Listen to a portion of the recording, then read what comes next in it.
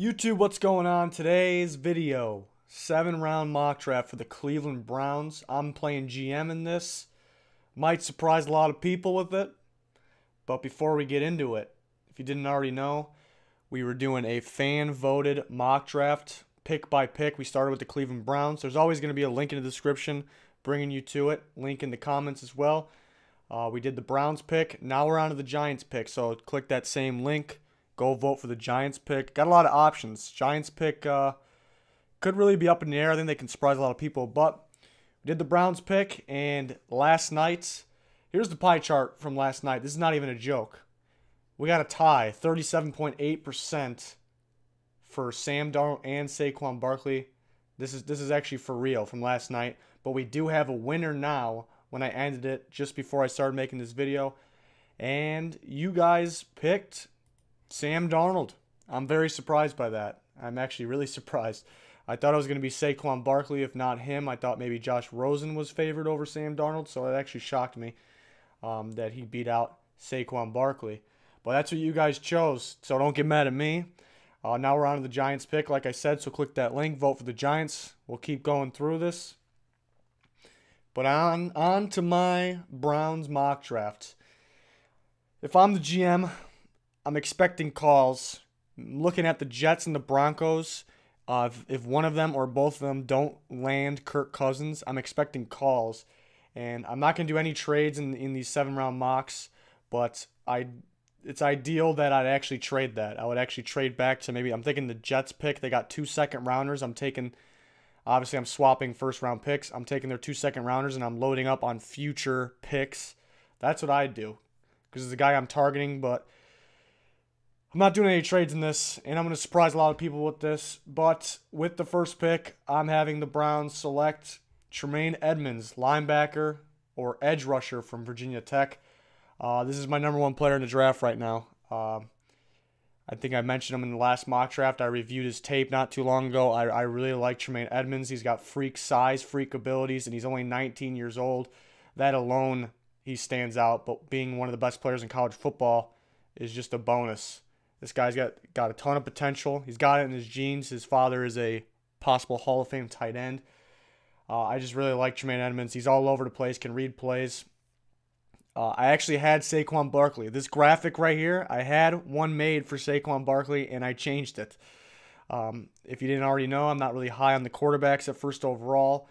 I do like Kaiser, but you can get better at quarterback here in this offseason, whether it's free agency or the draft. So, I mean, we got more picks to go through, but I could not pass on Tremaine Edmunds. Going back to Saquon Barkley, yeah, he's the best running back in this draft. You don't really see too many running backs like him. What was my thinking, but I don't think there's a huge difference between the other running backs in this draft and him. Yeah, he's still the #1 running back in the draft, but I look at guys, SONY, MICHEL, guys like that, not a huge difference, and I can get them later. You look at Kamara and Kareem Hunt were possibly the 2 best running backs in football, and they were both 3rd rounders. So Tremaine Edmunds, you don't see a guy like this like ever. It's like once in a lifetime guy, freak size, so much potential, could already play right now. He can do so many things. He can play inside linebacker, he can play outside linebacker.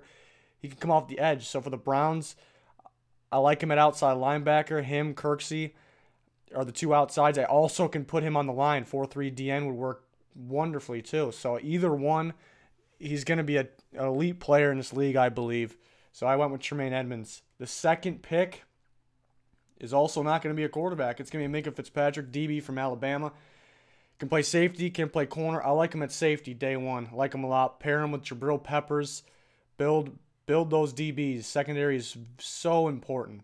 So important. Use the first overall pick on Myles Garrett. That's the pass rush. That's a little more important. But secondary, it's very important to have multiple #1 legit guys in there. You can't contend without that. So get MINKAH FITZPATRICK. He can do a lot of things, but I think he'll start at safety day one, and he'll be excellent with Jabril Peppers. So the first pick in the 2nd round, getting one of my favorite players in the draft, Lamar Jackson, quarterback from Louisville. He could definitely go 1st round. Again, this is a dream draft, but I'm keeping it realistic. He can possibly slide to the 1st pick in the 2nd round. That's realistic. Some teams are worried about him. Maybe that he's skinny. Maybe they think he's going to get hurt. He hasn't got hurt yet. But if he's there in the second round, it's a no-brainer. I like Lamar Jackson a lot, especially where this league's heading. A lot of RPO being used. I think it's going to be more and more used. Looks like the Bears and the Titans are going to pick it up. The Rams did it a little bit. The Eagles won the Super Bowl with it. Lamar Jackson's going to be unstoppable in that RPO if done right with the right players, the right coaching. One of my favorite players in the draft. Very underrated. If he's here, it's a no-brainer. I'm taking him. It's just game planning against him is going to be tough. Like going into a week, I'm not saying he's better than like a Josh Rosen, but your team, just think about your team and you're about to play Josh Rosen. You're not going to be too worried. He's just another one of those quarterbacks. Maybe down the road you may be worried about him, but going up against him, you're going to be too worried. It's like another one of those same quarterbacks we got to stop, and he's young. But in the back of your mind, when you're going against Lamar Jackson, you got to be like, oh shoot, this guy might be annoying. He might run all over us. So if used right, this guy can be very dangerous. It's going to be hard to game plan on him. So that's the reason I like Lamar Jackson so much. Skip a pick. Then we got another pick here, the 35th overall pick. Now I get that running back. I'm getting SONY MICHEL, running back from Georgia. Like I said, I don't think there's a huge gap between Barkley and SONY MICHEL. Darius Geis is in the middle there. If you watched me last year, I was a big fan of Kamara. I had him 16th overall player in the draft. And as of now, things could change, but SONY MICHEL is my guy. My Kamara from last year. I think he, without a doubt, should be a first-rounder, but he can drop to here because the other needs that teams have maybe aren't. Running back is not number one on their needs, and you got Barkley and Geis are supposed to go before him, so SONY MICHEL could be here in the third pick in the second round, and I'm taking him. I love the way he hits the hole with speed, violence, momentum. That's the biggest problem with running backs transitioning from the NFL to the NFL from college is a lot of them cannot hit the hole. It seems like the fastest guys in the league the fastest running backs in the league, I should say, can't really hit the hole that well. That's why the fastest guys are never the best. This guy's got the speed. He can hit the hole super fast, super quick, and he breaks tackles. He's very strong, elusive. He didn't get a lot of action in the passing game in Georgia, but I believe he can do it. I believe he can do it very well. So I like SONY MICHEL here in the second round. I think he's worthy of a first-round pick. And we still have another second-rounder. Who are we going to get? Didn't get a corner yet. I'm getting TARVARUS McFadden, cornerback from Florida State. Very underrated. 2 years ago, led the nation in interceptions. Then this year had, people would say, an off year, but he's still a hell of a corner. If he was able to come out last year, he would have been a first rounder. So just a year later, he's a second, maybe third rounder. It's ridiculous. Florida State defensive backs can ball. We know that. I think TARVARUS McFadden can ball. I'd love to have him. Day one starting corner. Can attack the ball, get a lot of turnovers. And he's long, too. These bigger corners seem to be better these days. So I like TARVARUS McFadden a lot. Finally, on to the third round. Who are we going to get? Traquan Smith, wide receiver, Central Florida. Could possibly be a second-round pick. Really do-it-all receiver. Probably the best player on that UCF offense. And they had a lot of talent. I was surprised he actually came out this year because I thought everyone was going to return there and try to win a national championship. But he came out, and I like him a lot. Really just knows how to get open.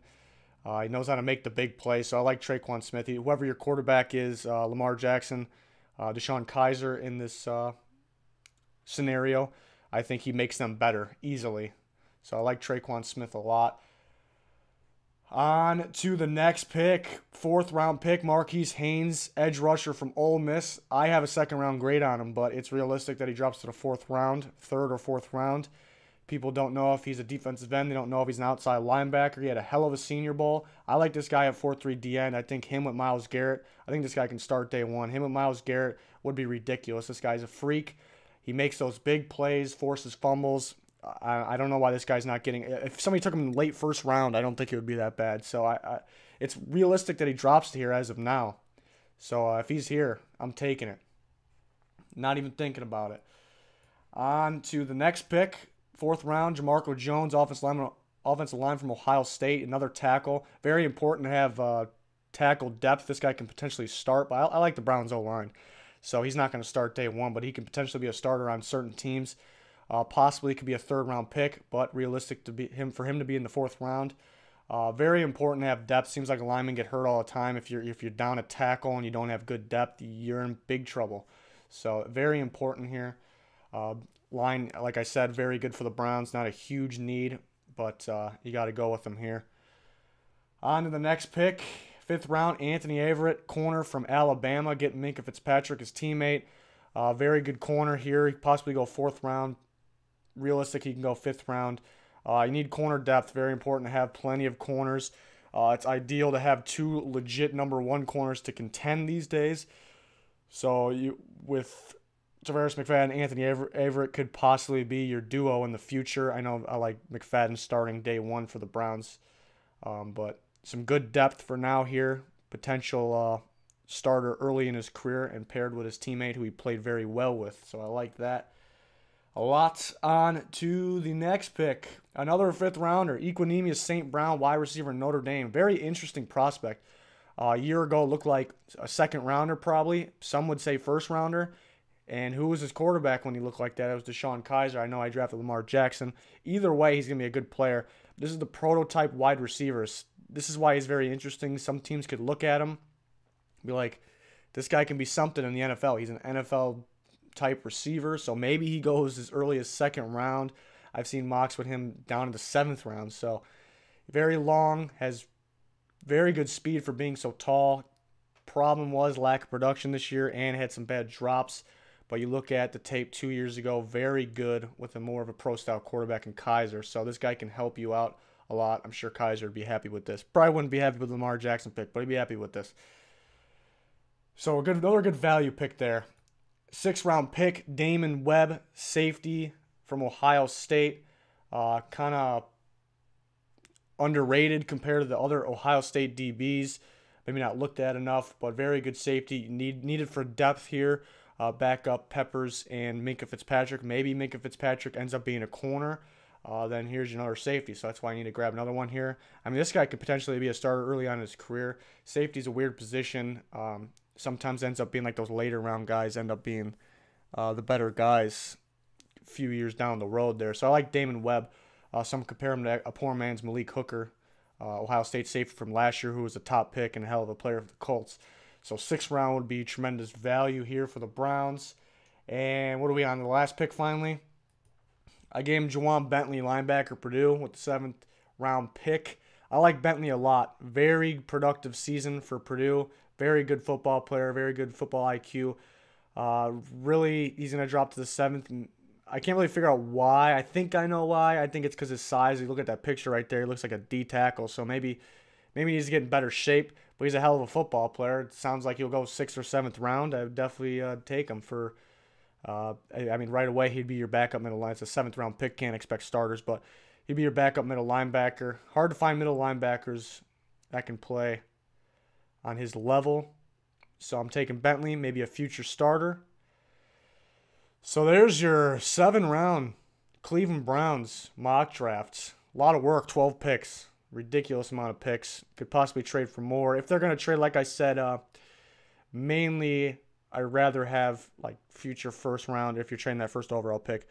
Future 1st rounders, you got so many picks in this draft. You don't want to get too many more. Like I said, though, the Jets have 2 second rounders. Those are pretty appealing. But yeah, I know people are probably gonna bash me for my 1st overall pick, but it's ideal that I trade back to around that 5-6 spot. Tremaine Edmonds can be a good pick there, but I love Tremaine Edmonds.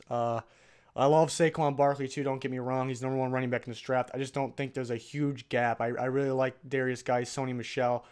You keep going down the list. Kerryon Johnson. John Kelly from Tennessee. The guy should be a 2nd rounder. That could be a potential guy. But he may drop a little bit. Rashad Penny. It keeps going, just like last year. Same thing as last year. Your 2 best running backs were, I mean, you could argue Fournette was the best running back, too, and Dalvin Cook if he didn't get hurt. But your 2 best running backs at the end of the year were 2 third-round picks, Kareem Hunt and Alvin Kamara. So, really, mainly it's about line. The Browns have a good line. That's why I think their current running backs are pretty good, but you could get better here. Browns could be a hell of a team if this is done right. Hell of a team in the future. I think the main thing holding them back was actually coaching. I don't think the decisions in the front office were bad, really. Their former GM loaded them with picks, did a good job. I don't know. I'm a fan of building championship teams through the draft. I've always believed that. You just got to draft right, and you got to have the right coaching. Eagles proved that. They drafted a balanced team, great coaching, went outside the box. That's why they won the Super Bowl. But that'll do it for the Cleveland Browns mock draft. Stay tuned for other mock drafts, other draft coverage. Tomorrow's Friday. We got some more free agency predictions. I believe we're going to go over Allen Robinson, Tremaine Johnson, and maybe another one or two. We'll see, but for sure going Allen Robinson, Tremaine Johnson for tomorrow's free agency prediction and breakdown video, so stay tuned for that. Thanks for all the support. Thanks for liking and subscribing. You guys have been great, so please continue doing that. That'll do it. Goodbye.